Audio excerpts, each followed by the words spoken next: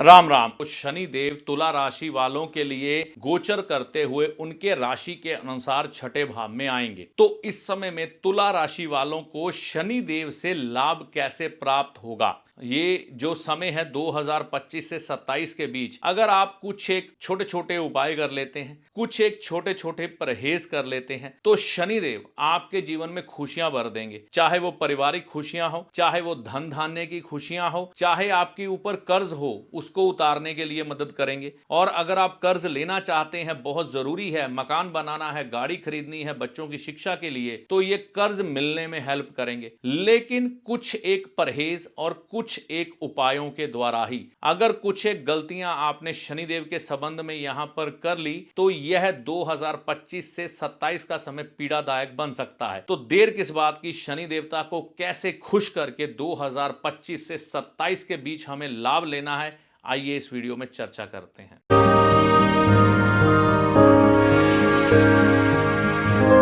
नमस्कार, मेरा नाम है पंडित अरविंद तिवारी। इस चैनल पर अगर आप आज पहली बार आए हैं तो इस वीडियो को देखने के बाद चैनल को सब्सक्राइब करके जाइएगा।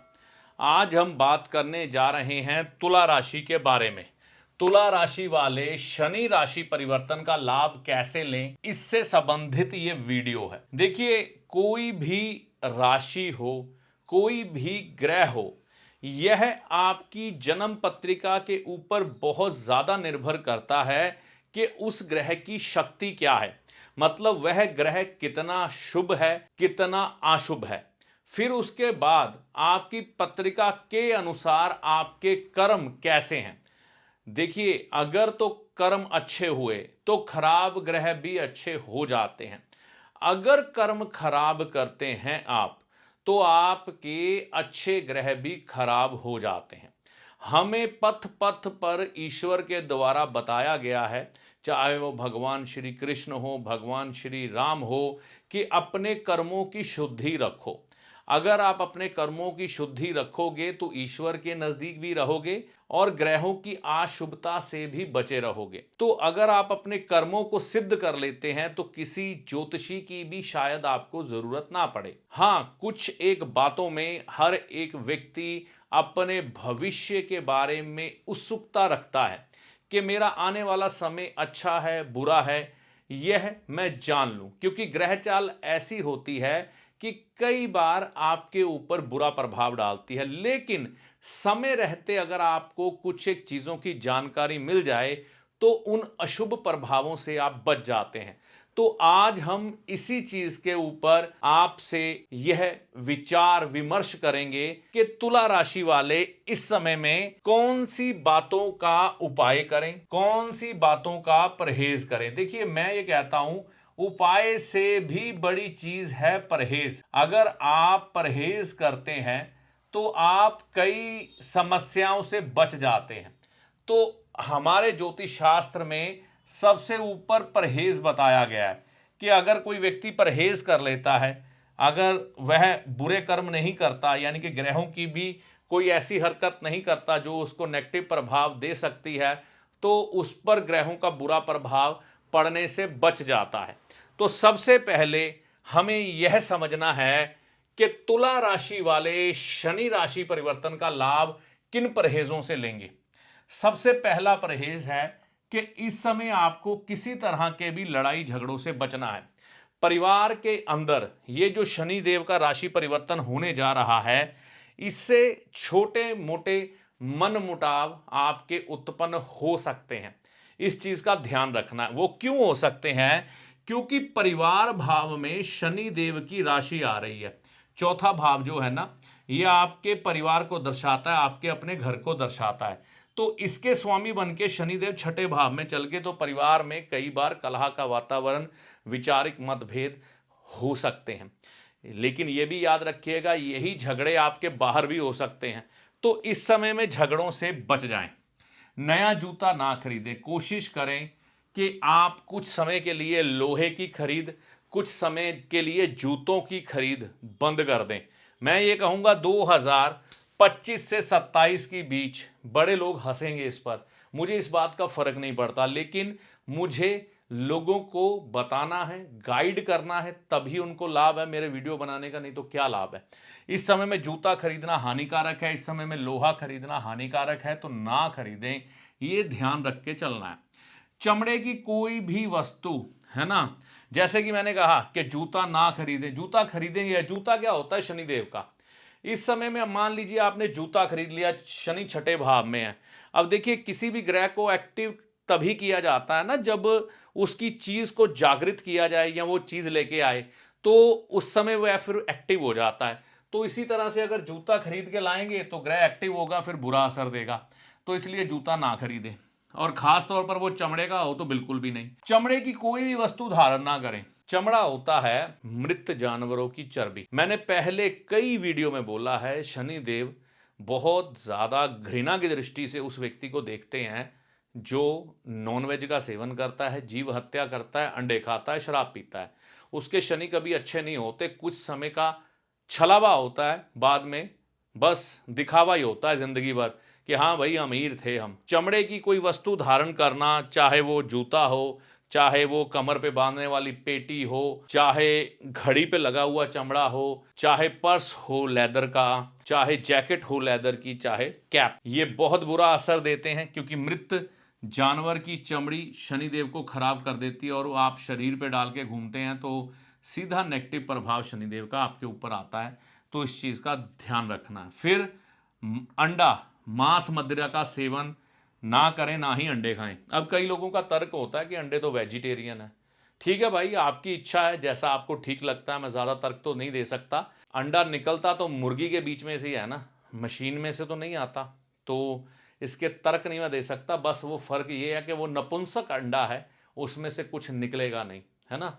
तो ये आप कहते हो, लेकिन उसमें जो जर्दी है, जो भी वो नेचुरल एक प्रोसेस है, वो सारा कोई ऐसा तो नहीं है कि बाहर से डाला जा रहा है। मुर्गी के अंदर से वो कीड़े मकोड़े जो भी खा रही है, जो उसके हाथ आ रहा है, वो सब उसके अन्न में जा रहा है। तो आप क्या है, अष्टम भाव की चीजें खाते हो, कीड़े मकोड़े कॉकरोच जो खा जाती है मुर्गी, उसके हाथ आ जाए, ये सारी अष्टम भाव की चीजें हैं जो उसमें मिल जाती हैं अंडे में, वो आप खाते हो, खाओ, आपकी अपनी मर्जी है। छोटा सा कर्ज ले लें आप, कोई एक मोबाइल फाइनेंस करा के रख लें, इस समय में बढ़िया रहेगा। लेकिन उस मोबाइल की बॉडी काले और नीले रंग की ना हो, छोटा सा मोबाइल इस समय फाइनेंस करवा के रख लें। और आपका जो कर्जा है ना, इस समय उतारने के लिए एक चीज़ आप याद रखें, कर्जा यहाँ मिलने की भी संभावना है। हाँ, अगर आप कर्जा लेना चाहते हैं तो बुधवार लीजिएगा, मतलब मोबाइल का लेना है, हाउसिंग लोन लेना है, कार लोन लेना है, क्योंकि यहाँ पर ग्रह बने हैं, आपको ये चीज़ मिलेगी, लेकिन इसको बुधवार के दिन लेना है। और जो उतारना है, मंगलवार के दिन किस्त जमा करवा दें, ये आपका कर्जा उतरना शुरू भी हो जाएगा। मामा से मिलके आए, देखिए इस समय मामा के साथ संबंध अच्छे रखने बहुत ज़्यादा ज़रूरी है, ये ध्यान रखें। क्या होता है कि कई बार लोग अपने मामा के साथ इतने फ्रेंडली होते हैं कि उनके साथ कई बार ड्रिंक भी कर लेते हैं, नॉनवेज भी खा लेते हैं। ये गलती मत करिएगा, कोशिश करें मामा जी से मिलने, गुरुवार के दिन जाए तो बढ़िया रहेगा। कुछ एक उपाय इस समय करने जरूरी हैं। आमतौर पर बोला जाता है काले कुत्ते की सेवा करें। काला कुत्ता जो है पापी ग्रहों का एक पूरा पैकअप बन जाता है, लेकिन यहाँ पर जब भी शनिदेव आते हैं, भूरे कुत्ते की सेवा करनी सबसे बढ़िया होती है। तो भूरा कुत्ता यानी कि गोल्डन कलर जो होता है, उससे मिलता जुलता सा कुत्ता, उसकी सेवा करें, ये बढ़िया हो जाएगा। सांप को दूध पिलाएं। देखिए अब कई लोग बोलेंगे सांप को दूध नहीं पिलाया जाता। एक बार मैं नया नया ज्योतिष सीख रहा था, मुझे भी ये उपाय मिला कि सांप को दूध पिलाएं। मैंने उसके तरफ देखा, जो जोशी महाराज उपाय बता रहे थे, मैंने कहा सांप दूध कैसे पिलाएं, वो काट खाएगा, मिलेगा कहाँ, सपेरे को ढूंढो। अच्छा, हमने सपेरा ढूंढ लिया, मिल गया सपेरा, दूध डाल के कटोरी में दिया, एक बार तो उसने चख लिया, दूसरी बार नहीं चखा, है ना, मतलब मुंह उसमें बीच में डाला, बाद में छोड़ दिया। तो उसका उपाय फिर एक दिन चर्चा हुई अपने गुरुजी से, तो उन्होंने बताया कि जो नाग देवता भगवान शिव के ऊपर फन फैलाए बैठे हैं, वासुकी नाग जी, उनका दूध से अभिषेक कर दो, या एक दूध की थैली लेके उनके मुखमंडल के साथ लगा के उनके चरणों में रख दो, हो गया। ये भाव आपका मन में भाव रख लेना, तो इसे सांप को दूध पिलाना ही कहा जाता है। लेकिन ये सांप को दूध उस समय पिलाना है जब आपके पैसों के नुकसान हो रहे हो, काम धंधे ना चल रहे हो, ठीक है ना, और माता को कष्ट आ रहा हो तभी, अदरवाइज नहीं। रात के समय देखिए, मैं एक चीज आपको बताऊंगा, कई लोग ना, खास तौर पर पुरुष, अपनी जीवन संगनी को इस लायक नहीं समझते कि वह उनकी जॉब के रिगार्डिंग या बिजनेस के रिगार्डिंग उनको कोई सलाह दे। देखिए, मैं ये कहता हूं, जो आपका जीवन साथी होता है यानी कि स्त्री आपकी लक्ष्मी स्वरूपा है। अब क्या होता है, जो लोग अपनी धर्मपत्नी की कदर नहीं करते उनके व्यापार भी इतने नहीं चलते। कुछ ना कुछ तो बदलाव होने ही चाहिए। कई बार कोई बड़ी बिजनेस डीलिंग आपने करनी होती है, आप एक बात का याद रखें, आप सारा कुछ फाइनल कर लें, सारा कुछ फाइनल कर लें, मतलब उस काम का जो आपका ज़रूरी काम है आपके बिजनेस या नौकरी के रिलेटेड, सिर्फ उसमें आपने निचोड़ निकाल लिया है कि ये करना है कि नहीं करना है, ठीक है ना। अपनी धर्मपत्नी के सामने वह विकल्प रखें, उससे सिर्फ ये पूछें हाँ कि ना, ये मुझे करना चाहिए कि नहीं करना चाहिए, और ये विचार विमर्श आपको रात के समय में करना है, दिन के समय में नहीं। उनकी हाँ या ना रात के समय में सुनिएगा। इससे आप देखेंगे क्या होगा कि आप बड़े नुकसान से बच जाएंगे। और इसी तरह से अगर आप स्त्री हैं, आपने कोई डिसीजन बड़ा लेना है, तो अपने पति की सलाह इसी तरह से रात के समय में ले लीजिएगा। जीवन के जो भी बड़े फैसले हैं, कारोबार, नौकरी या फाइनेंस से जुड़े, नुकसान कभी नहीं होगा। आलसी ना बने। देखिए, अगर आप इस समय में आलसी बन गए तो ये शनि आपके किसी काम नहीं आएंगे, आपको एक सुस्त सांप बनाकर बिल में बैठा कर रखेंगे, आप फिर तरक्की नहीं कर पाएंगे। तो इस समय में चलना बहुत ज़रूरी है। सुबह की सैर शुरू कर दें, ये सबसे बढ़िया है। सुबह की सैर अगर आप इस समय करेंगे तो जीवन में आने वाले कई कष्टों से, कई दुखों से आप इस समय में बच जाएंगे। तो ये कुछ एक परहेज थे, ये कुछ एक उपाय थे तुला राशि वालों के लिए। यह समय वैसे तो अच्छा ही है क्योंकि योग कारक है। तुला राशि के लिए शनि अहम ग्रह है, तुला लगन के लिए शनि अहम ग्रह है, और इस ग्रह का इस भाव में जाना, नौकरी भाव में जाना काफ़ी बढ़िया होता है। कई बार ऐसे भाव में जाके कई कर्जे उतर जाते हैं, कई लोन जो कभी मिल नहीं रहे थे वो मिल जाते हैं, ऐसे समय में कई झगड़े सुलझ जाते हैं। तो बहुत कुछ होता है, ऐसा देखने में आता है। बाकी तुला राशि वालों के लिए यह समय ज़्यादा कष्टकारी तो नहीं है, फायदा देने वाला ही चल रहा है। अभी तो बृहस्पति यहाँ पर धन भाव में दृष्टि बना के बैठे हैं इनके, तो इस समय में ये बढ़िया ही चल रहा है।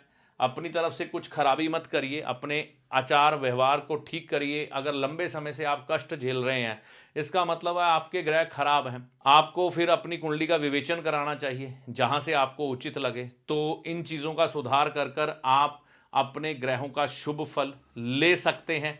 और यह जो वीडियो है ये तुला राशि वालों के लिए था कि तुला राशि वाले शनि राशि परिवर्तन का लाभ कैसे लें। उसका तरीका परहेज ये है, उपाय ये है, आप अपना सकते हैं। देखिए, ज्योतिषी को कभी भी चमत्कारी बाबा ना समझे, जो जादू की छड़ी घुमाएगा और आपके सामने धन की ढेरी लगा देगा। और ज्योतिषी ना ही कोई जादूगर है जो छलावे में रखकर आपको आपके सारे दुख दर्द दूर कर देगा। ऐसा कुछ भी ज्योतिषी के पास नहीं होता। ज्योतिष विद्या एक ईश्वरीय विद्या है। ज्योतिष विद्या से हम आपके समय की गणना करते हैं कि कब आपका अच्छा समय है, कब आपका बुरा समय है, और आपको किन किन बातों का ध्यान रखना चाहिए, इसके बारे में हम आपको बताते हैं। और आपको बताते हैं कि आपको किस मार्ग को चुनना चाहिए और किस मार्ग पर चलना चाहिए। अपने अच्छे और बुरे के लिए आप खुद जिम्मेवार होते हैं। ज्योतिष के किसी भी शास्त्र में आपकी किसी भी तकलीफ को दूर करने के लिए कोई भी गारंटी नहीं दी गई है, कोई भी दावा नहीं किया गया है। सिर्फ आपको एक पथ दिखाया गया है, आप उस पथ पर चलें, उपाय करें, सारी समस्याओं का समाधान ईश्वर की कृपा से होता है। मैं अपने किसी भी वीडियो में कोई भी दावा नहीं करता हूं, क्योंकि ज्योतिष में दावे है ही नहीं।